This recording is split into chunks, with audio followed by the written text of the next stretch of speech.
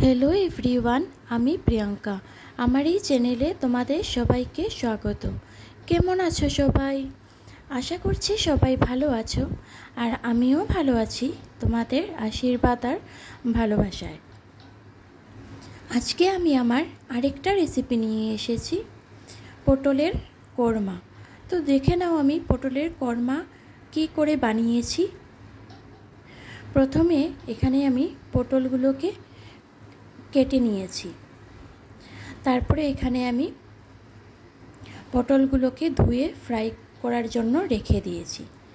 আর এখানে একটা মশলা কোরমার মধ্যে দেওয়ার জন্য রেডি করেছি, সেটা হলো তালমগজ, পোস্তদানা, পেঁয়াজ আর 2-3টা লঙ্কা আর এখানে কিশমিশ।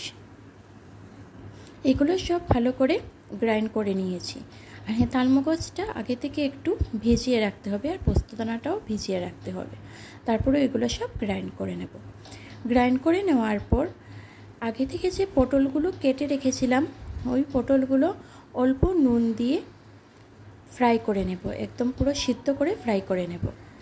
ফ্রাই হয়ে গেলে নামিয়ে ওই কড়াইয়ের মধ্যে অল্প তেল দিয়ে কালো জিরে ফোড়ন দিয়ে আগে থেকে যে একটা মশলা তৈরি করে রেখেছিলাম, তালমগজ, পোস্তদানা, পেঁয়াজ, লঙ্কার কিশমিশ দিয়ে ওই মশলাগুলো এখানে দিয়ে দেব।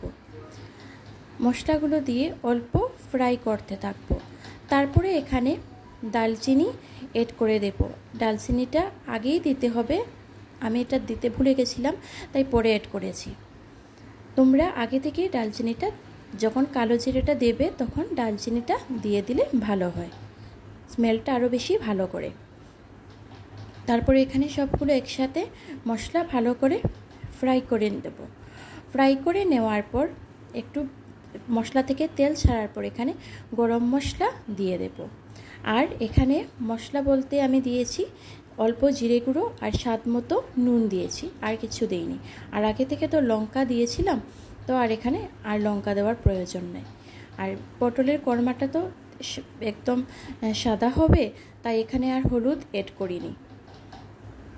তারপরে মশলাগুলোর মধ্যে অল্প পরিমাণ জল দিয়ে এখানে মশলাটা ফুটিয়ে দেব।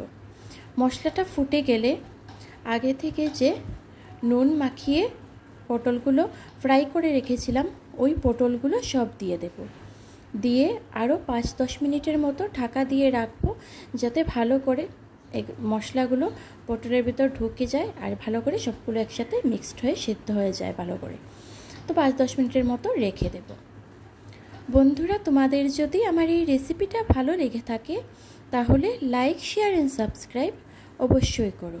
আর আমার পাশে থেকে আমাকে এগিয়ে যেতেও সাহায্য করো।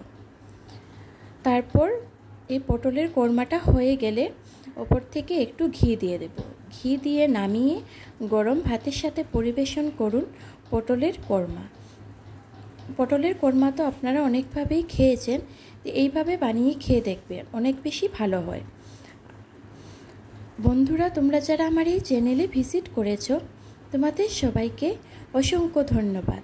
আর যারা পরবর্তীতে ভিজিট করবে তোমাদের সবাইকেও অসংখ্য ধন্যবাদ।